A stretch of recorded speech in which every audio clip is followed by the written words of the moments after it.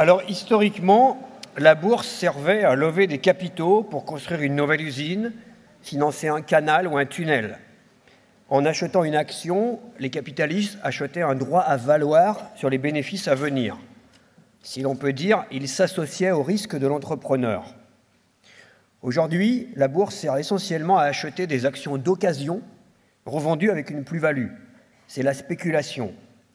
Le cours des actions d'une entreprise est de plus en plus déconnecté de la valeur de son capital, les immeubles ou les installations que possède cette entreprise.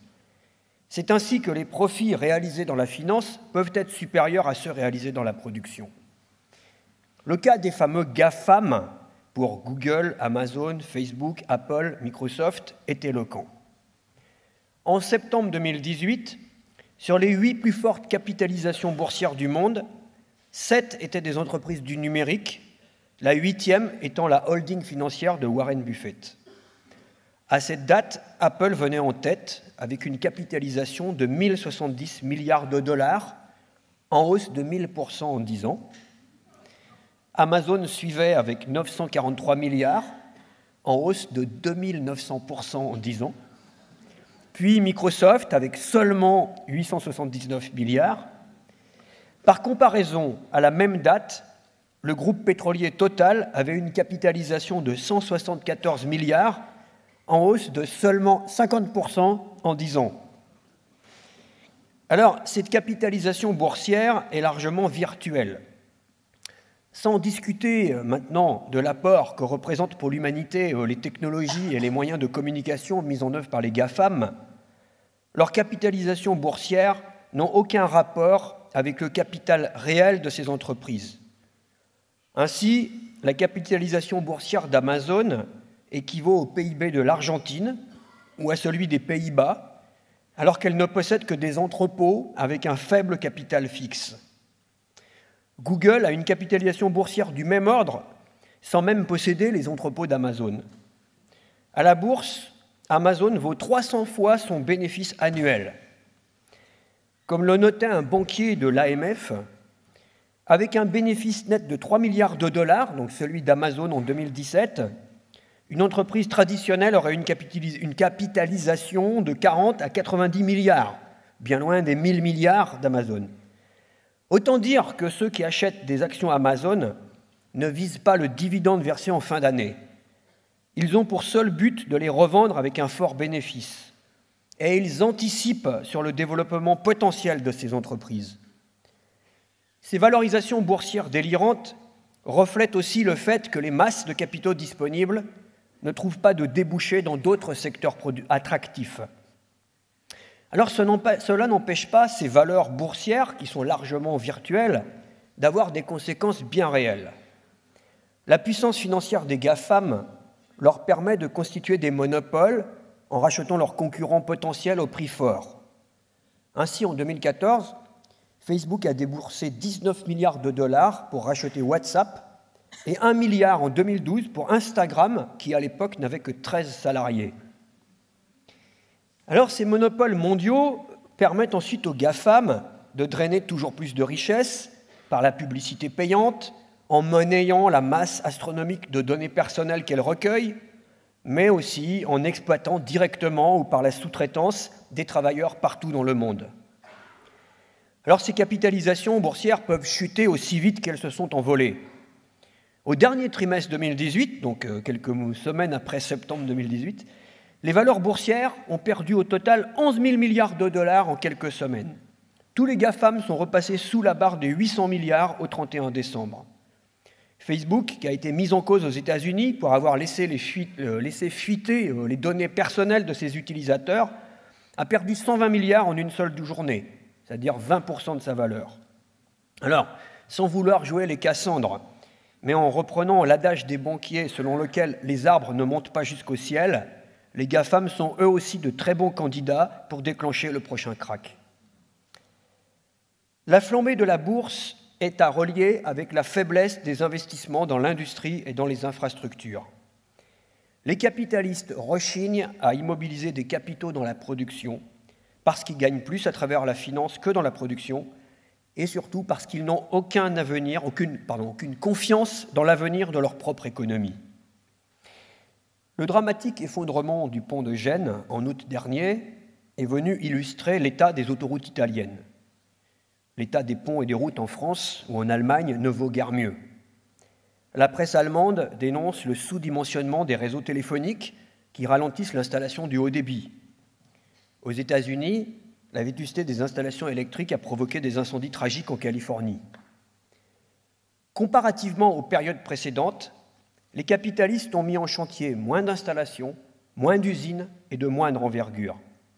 Les investissements productifs n'ont pas retrouvé leur niveau d'avant la crise de 2008. Et les capitalistes usent jusqu'à la corde des installations largement amorties. La durée d'utilisation des équipements dans l'industrie a augmenté de 1% par an depuis 30 ans. Alors cette faiblesse des investissements productifs n'est pas nouvelle. Elle était déjà présente avant le krach de 2008. Elle est à mettre en regard avec l'évolution du PIB mondial. Alors qu'il augmentait de 5,5% par an en moyenne entre 1961 et 1973, ce PIB n'a augmenté que de 3,1% par an toujours entre 1973 et 2000, et seulement de 2,9% par an entre 2000 et 2017. Alors tous ces chiffres, aussi indigestes soient-ils, je vous l'accorde, dressent le même tableau. Les forces productives se développent de moins en moins vite. Même l'éclatement de l'Union soviétique, la réintégration de l'Europe centrale et orientale dans la sphère d'influence occidentale et la réunification allemande à partir de 1990 n'ont pas dopé les investissements. Alors les marchandises de l'Ouest ont bien déferlé dans ces pays, vendues par les Carrefour, Auchan et autres Lidl. Mais du côté des investissements, ce fut la portion congrue. Les industriels occidentaux ont racheté les marques locales pour liquider les usines ou installer à la place leur propre ligne de montage. Cette réintégration, en tout cas, n'a pas relancé la croissance de l'économie capitaliste. Elle ne lui a pas donné un nouveau souffle, comparable par exemple à celui du début du XXe siècle, quand les capitaux européens s'investissaient dans la Russie tsariste. Alors des économistes bourgeois, comme Larry Summers, ex-ministre, ex-conseiller de Clinton et d'Obama, candidat malheureux à la présidence de la Fed, résument ce marasme économique prolongé sous le terme donc de stagnation séculaire. Comme quoi les révolutionnaires sont loin d'être les seuls pessimistes quant à l'avenir du mode de production capitaliste. Alors le ralentissement des investissements se traduit par un ralentissement des progrès de la productivité globale du travail. Au cours du temps, le progrès technique, l'amélioration des processus de fabrication, l'automatisation ont généré des gains de productivité énormes. Là où il fallait par exemple 50 heures pour produire un lave-linge ou un réfrigérateur, 2 heures suffisent maintenant. Si la productivité continue de s'améliorer, c'est moins en mettant en œuvre de nouvelles technologies plus performantes qu'en aggravant l'exploitation. Il faut en gros 4 fois moins de travailleurs pour produire une voiture aujourd'hui qu'au début des années 1980. Alors ces gains de productivité résultent pour partie de l'automatisation et de la robotisation. Mais ils proviennent plus encore de l'introduction du flux tendu, du lean management, des calculs d'ergonomie sur tous les postes de travail, de la réduction des pauses. Chez Renault, les minutes ne sont pas découpées en 60 secondes, mais en 100 centièmes pour optimiser chaque geste. S'il y a des robots ultra performants à certaines étapes, de nombreux postes difficiles sont tenus par des intérimaires ou sous-traités à des fournisseurs sous-payés. Alors ce ralentissement des gains de productivité globale du travail est constaté par toutes les études officielles. Alors que la productivité dans les pays développés augmentait de 4% par an en moyenne dans les années 1950-1973, avant la crise donc, puis de 2% entre 1973 et 2003, elle n'augmente plus que de 1% aujourd'hui. Et en Europe, elle serait même égale à 0. Une note de l'OCDE du mois de juin dernier sonnait l'alarme. La croissance atone de la productivité du travail continue de porter préjudice aux économies avancées dans le monde entier et pourrait compromettre l'amélioration du niveau de vie. La même note constatait que les emplois créés sont des emplois peu productifs et donc peu rémunérés, qui ne contribuent pas beaucoup à la demande. Avec la crise, il y a moins de travailleurs en activité, moins bien payés, plus précaires, et donc ils consomment moins. Et sans la perspective d'un marché solvable en expansion, les capitalistes ne veulent pas investir. C'est un cercle vicieux dans lequel le capitalisme est enfermé. Marx avait déjà mis à jour cette nouvelle contradiction du système de production capitaliste qui fait obstacle au développement de la productivité. Cette répugnance des capitalistes à réaliser des investissements prend deux formes. La première, c'est qu'un capitaliste n'investira pas dans une machine perfectionnée tant qu'il peut faire réaliser la même tâche par un ouvrier très mal payé. La deuxième condition pour réaliser un investissement, c'est que les gains de productivité obtenus fassent baisser suffisamment le temps de production de chaque marchandise et donc leur prix pour rentabiliser l'investissement. Au fil du temps, la valeur de certaines marchandises a baissé à un tel niveau que la plus-value générée en les produisant n'est plus suffisante pour intéresser les capitalistes. Quand un cycle de production arrive à son terme et qu'il devient quand même indispensable de réinvestir, que les machines ont été usées et usées, eh bien les capitalistes renoncent parfois à le faire. Parfois, ils transfèrent la production à des capitalistes plus faibles qui se contentent d'un taux de profit plus bas. C'est ainsi que les grands groupes de la chimie ou de la pharmacie ont revendu des segments entiers de production à des sous-traitants, eux se concentrant sur les plus rentables. D'autres fois, des productions utiles à la population, y compris certains médicaments, sont carrément abandonnés. Ce qui devrait être un progrès pour l'humanité, consacrer moins de temps social à produire des marchandises utiles, n'en est un pour les capitalistes que si cela leur permet d'augmenter leurs profits. Alors il est à la mode d'expliquer le chômage et la création d'emplois de plus en plus mal payés dans les services plutôt que dans l'industrie, par la robotisation et l'intelligence artificielle. Ce fut l'un des arguments de Benoît Hamon pour défendre le revenu universel pendant la campagne présidentielle de 2017. Son revenu universel, comme le revenu de citoyenneté du mouvement 5 étoiles en Italie, ne sont qu'une aumône versée à tous ceux qui sont définitivement exclus du marché du travail. En outre, cette aumône est prélevée sur les budgets dits de solidarité, donc sur le salaire différé de tous les travailleurs. Alors ces pronostics annonçant la fin du travail ou l'automatisation généralisée ne sont pas nouveaux. De telles études ont prospéré depuis 50 ans, au fur et à mesure que l'économie capitaliste plongeait des millions de travailleurs dans le chômage de masse. Même quand elles ne sont pas totalement fantaisistes, ces études occultent l'essentiel. La principale cause des suppressions d'emplois, ce n'est pas la robotisation, c'est l'aggravation de l'exploitation dans une économie en crise et en stagnation. Introduire des machines, car les robots sont des machines perfectionnées, permettant de produire plus vite et à une plus grande échelle, pour baisser le temps de production, eh bien cela caractérise le capitalisme depuis ses débuts. Et à toutes les époques, cette introduction s'est faite dans la douleur pour les ouvriers. Certains étaient rejetés au chômage, quand ceux embauchés pour faire fonctionner les nouvelles installations étaient encore plus exploités qu'avant. Alors tant que le système s'étendait et se développait, les travailleurs rejetés d'un emploi obsolète, ou au moins leurs enfants, trouvaient à se faire embaucher dans les nouvelles industries. C'est la fameuse destruction créatrice de Schumpeter. Mais quand l'économie stagne, ni les travailleurs chassés d'un emploi, ni leurs enfants ne peuvent en retrouver un nouveau. Et puis il faut par ailleurs un sacré aveuglement social pour ne pas voir, derrière les robots, l'aggravation de l'exploitation des travailleurs. À l'inverse, là où des robots pourraient être introduits en masse pour supprimer des postes difficiles, les capitalistes ne le font pas, car les salaires sont bas et le marché ne s'étend pas.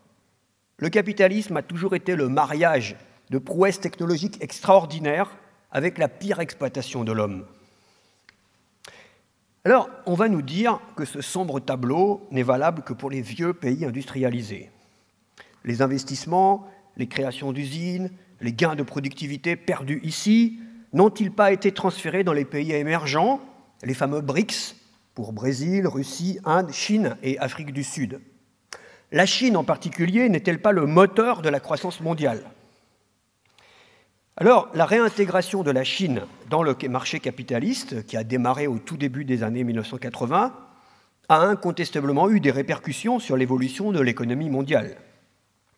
Pendant les années 1995-2007, où la mondialisation a connu une phase d'accélération, la Chine produisait les 2/3 des jouets ou des appareils photo numériques fabriqués dans le monde, la moitié des ordinateurs et des téléphones, le tiers des appareils électroménagers. Elle est devenue l'atelier du monde. Des sous-traitants, chinois ou taïwanais, exploitaient des ouvriers chinois pour produire des chaussures pour Nike ou pour assembler des ordinateurs ou des smartphones pour Apple, Nokia, Samsung. Ces marchandises étaient avant tout destinées à l'exportation vers les marchés occidentaux.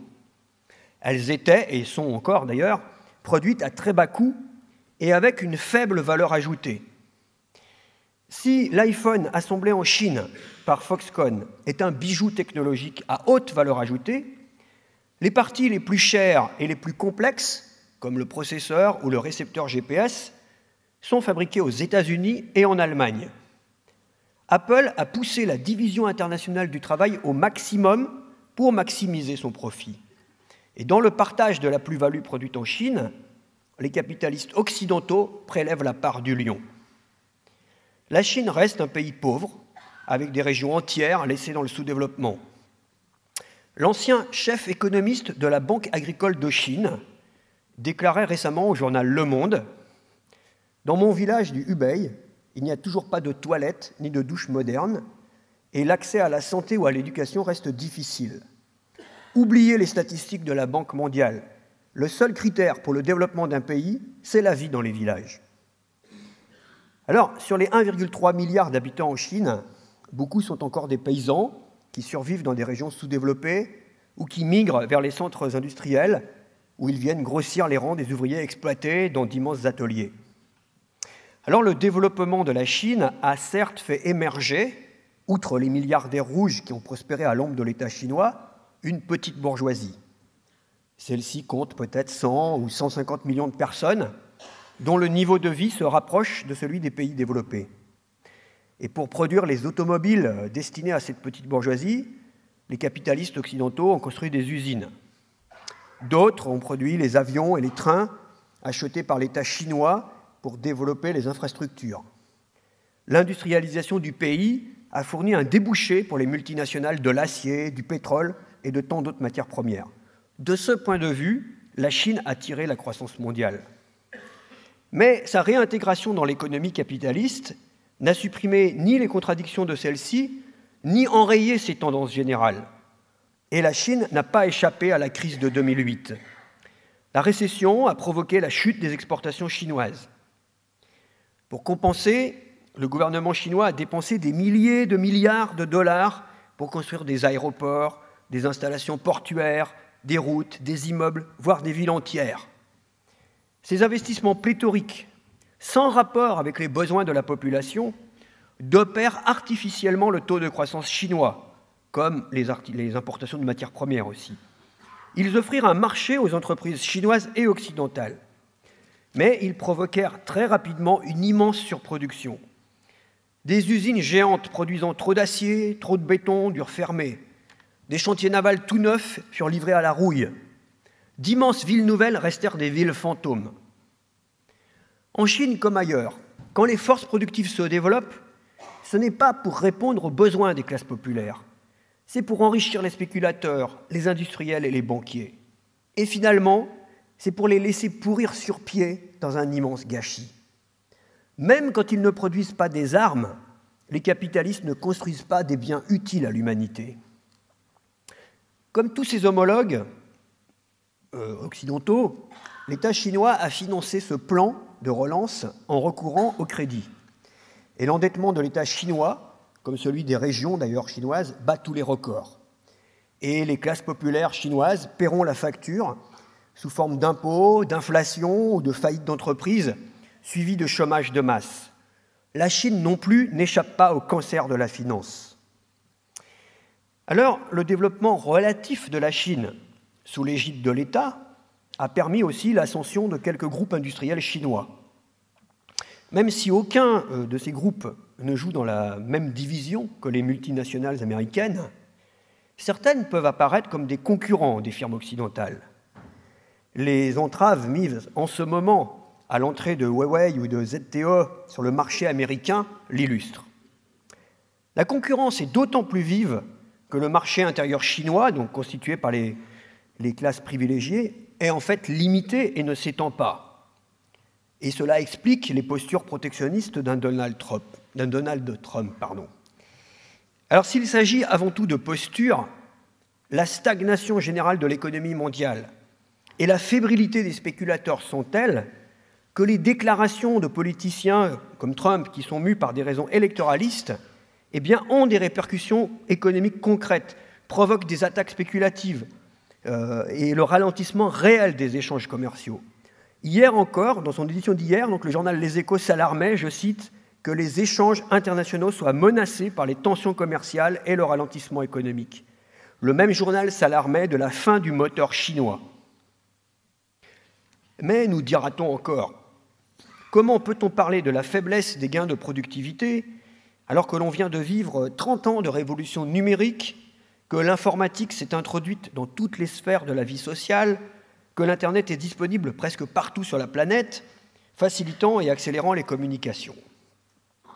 Alors, le premier à avoir relevé le paradoxe est l'économiste américain Robert Solow, qui constatait en 1987, à propos de la micro-informatique, on voit des ordinateurs partout, sauf dans les indicateurs de productivité. Alors, en fait, la productivité générale a quand même connu une période de croissance, en particulier aux États-Unis, pendant la période dite de la révolution Internet, à partir de 1994-95. Cette progression des gains de productivité s'est arrêtée pour un temps avec l'éclatement de la bulle Internet au début des années 2000, et elle a repris jusqu'au crack de 2008. Mais la violente crise financière l'a de nouveau interrompue. Alors, bien sûr, l'informatique, le numérique, l'Internet, les multiples progrès des télécommunications ont bien sûr transformé la vie quotidienne des gens, et pas seulement en les rendant accros à leur smartphone. Ils ont modifié l'organisation et les méthodes de travail dans les bureaux, mais aussi dans les usines. La question n'est pas là. D'ailleurs, cette révolution technologique a été la condition du regain de la mondialisation entre 1995 et 2007. Si Apple et tant d'autres ont pu délocaliser en Chine l'assemblage de leurs marchandises, s'ils ont pu éclater à ce point la sous-traitante des composantes partout dans le monde, c'est grâce à la chute des coûts du transport maritime et grâce aussi au progrès de la transmission des informations. Cette révolution technologique, conjuguée au boom de l'industrie chinoise, a eu des effets sur la croissance mondiale dans la décennie qui a précédé la crise de 2008. Mais cette période de croissance et d'innovation n'aura guère duré plus d'une dizaine d'années, contre plusieurs décennies pour la période d'après-guerre. En outre, les taux de croissance des deux périodes ne sont pas du même ordre. La généralisation de l'informatique n'a pas permis une phase de développement massif des forces productives comparable à celle de la première révolution industrielle au XIXe siècle ou de la seconde révolution industrielle au tout début du XXe. Dans un récent article consacré à la stagnation séculaire, un universitaire constatait, je cite, « Incontestablement, des découvertes telles que la machine à vapeur, l'électricité, les systèmes de tout à l'égout, les découvertes médicales, les progrès des sciences physico-chimiques ont entraîné un bouleversement dans la vie des gens. C'est beaucoup moins le cas des innovations plus récentes, comme l'informatisation, la robotique, l'électronique. Leur impact sur les économies n'a pas été aussi spectaculaire que les précédentes découvertes et innovations. » Eh bien, ce constat, juste, traduit que les gains de productivité, comme le développement des forces productives, s'amenuisent au cours du temps. En outre, quand elles sont déployées, ces technologies numériques s'accompagnent aussi d'un gâchis révoltant. Ainsi, l'informatique, la géolocalisation et les immenses capacités des porte-conteneurs qui sillonnent le globe permettent à Amazon d'acheminer des colis dans le monde entier. Mais la logique du profit pousse le même Amazon et ses fournisseurs à détruire des produits neufs, parfois très chers, pour ne pas payer des frais de stockage, comme ça a été révélé dans la presse récemment. Et puis, les bijoux technologiques sont volontairement sabotés par l'obsolescence programmée. La concurrence et l'absence de planification mettent des norias de camions sur les routes pour livrer des produits identiques. Eh bien, on peut dire, comme Trotsky en 1938, les nouveaux progrès techniques ne conduisent plus à un accroissement de la richesse matérielle. Dans l'économie capitaliste, le ralentissement des gains de productivité se traduit par le chômage, la grande faiblesse des salaires et la financiarisation. Pour l'humanité, ce ralentissement ne devrait pas être un problème. Il signifie que la productivité a déjà atteint un haut niveau. Les forces productives actuelles sont déjà tellement développées qu'elles suffiraient amplement pour satisfaire les besoins de 8, 9 ou 10 milliards d'humains. Si le capitalisme ne peut pas fonctionner sans une forte croissance, l'humanité, elle, n'a d'autres objectifs que de satisfaire l'ensemble des besoins de tous ses membres, ni plus ni moins. Ces besoins ne doivent pas être contingentés, ils se renouvellent et s'améliorent sans cesse, mais il n'y a aucune raison de les accroître à l'infini. Il en est du capital accumulé, des moyens de production existants, comme des ressources naturelles, du climat ou de la terre. Il faut les gérer en bons pères de famille pour transmettre aux générations futures un bien amélioré. C'était une formule de Marx et qui reste tout à fait valable.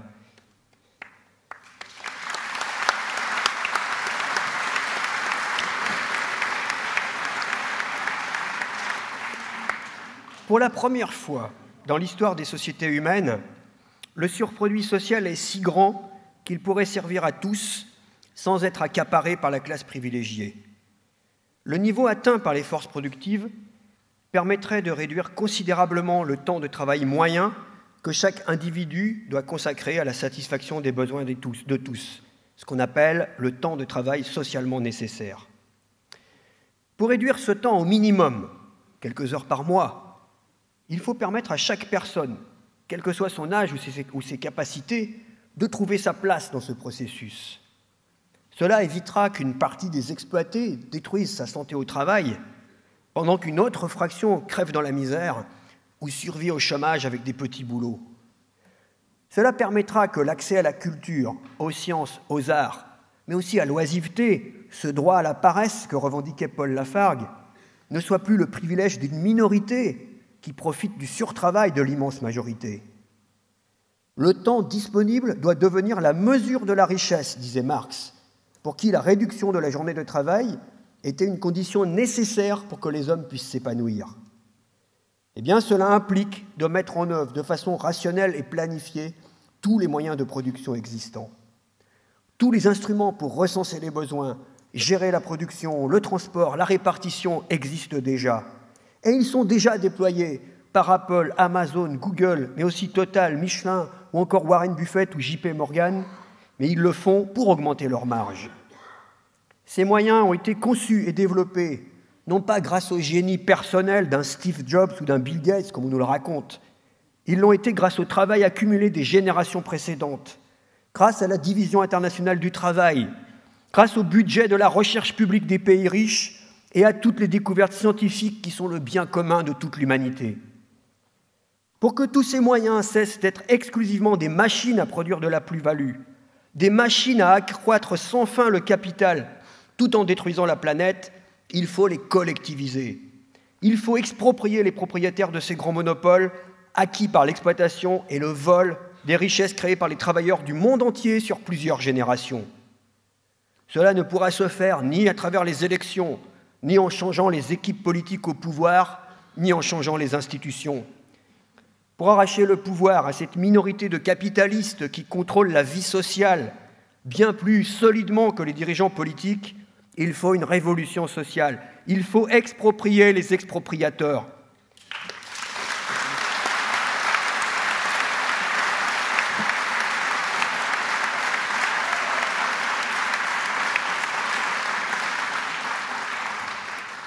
Préparer cette révolution sociale, permettre aux exploités qui font tourner la machine économique et toute la société d'en prendre la tête, c'était le but de Marx et Engels, et des révolutionnaires qui leur ont succédé. Les prémices économiques de la révolution prolétarienne sont arrivées depuis longtemps au point le plus élevé qui puisse être atteint sous le capitalisme, écrivait Trotsky en 1938 en préambule du programme de transition. Lui qui avait forgé ses convictions révolutionnaires bien avant la Première Guerre mondiale, déjà provoquées par toutes les contradictions du capitalisme. Lui qui avait participé comme dirigeant à la vague révolutionnaire qui faillit emporter ce régime social dépassé. Lui qui assistait à la marche inexorable à la Deuxième Guerre mondiale, savait de quoi il parlait. L'ambition de Trotsky, qui se savait condamné par Staline, était de munir d'une méthode révolutionnaire la nouvelle génération par-dessus la tête des chefs de la Deuxième et de la Troisième Internationale. Trotsky a réussi à transmettre le capital politique légué par les générations successives de militants communistes, depuis Marx jusqu'à Lénine. Mais cela n'a pas été suffisant pour arracher l'influence sur les exploités, dans les métropoles impérialistes comme dans les pays colonisés, aux chefs sociodémocrates et staliniens ou aux nationalistes bourgeois. Une nouvelle fois, la bourgeoisie a su conserver son pouvoir politique, renforcer sa domination sur la société et sa mainmise sur les moyens de production. Mais tous les problèmes posés par Trotsky demeurent. Sur les presque 75 ans écoulés depuis la fin de la Deuxième Guerre mondiale, le système capitaliste aura connu 50 ans de crise. Une nouvelle fois, comme l'expriment les inquiétudes de ses experts et de ses intellectuels, la bourgeoisie elle-même ne voit pas d'issue. Si aucun mécanisme ne conduisant à une prochaine guerre mondiale n'est d'ores et déjà enclenché, la guerre ravage des zones entières de la planète. La crise profonde de l'économie capitaliste exacerbe la lutte de classe. D'autres catégories que les travailleurs subissent la loi du grand capital. Diverses couches de la petite bourgeoisie voient leur niveau de vie rogné, leur situation sociale menacée.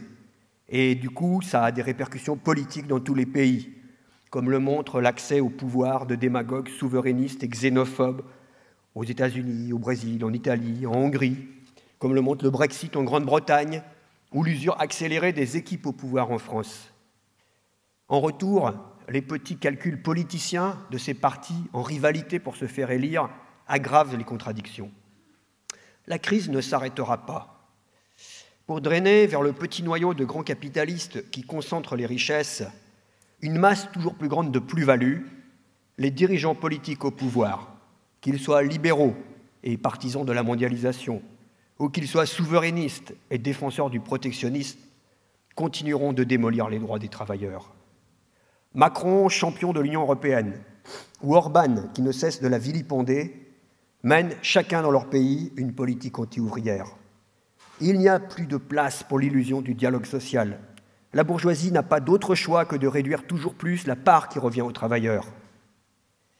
On ne sait pas quelle décision malheureuse déclenchera le prochain krach financier, mais on sait qu'il sera pire que le précédent.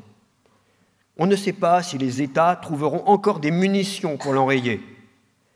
Si aucun krach n'est en soi létal pour le capitalisme, comme le disait stupidement un économiste à propos de celui de 2008, ils sont de plus en plus dramatiques pour la société. Chacun d'entre eux accélère la décomposition du système. La seule voie pour sortir de cette impasse, c'est que la classe des travailleurs renoue avec la conscience de ses intérêts collectifs, avec la conscience qu'elle fait fonctionner toute la société et qu'elle dispose pour cette raison d'une force immense. Depuis l'époque du programme de transition, le poids numérique et social du prolétariat s'est accru. Des centaines de millions de travailleurs sont réunis par-delà les entreprises, les îles, les secteurs économiques, les frontières, liés entre eux par le processus même de la production et de la distribution de toutes les marchandises.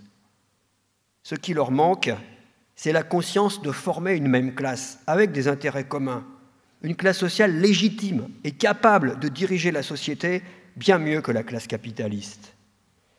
Alors, on ne sait pas quelle mesure, quelle ignominie déclenchera des luttes défensives ou des révoltes plus profondes dans tel ou tel pays. L'exploitation quotidienne et l'intensification de la crise ne manqueront pas d'en provoquer.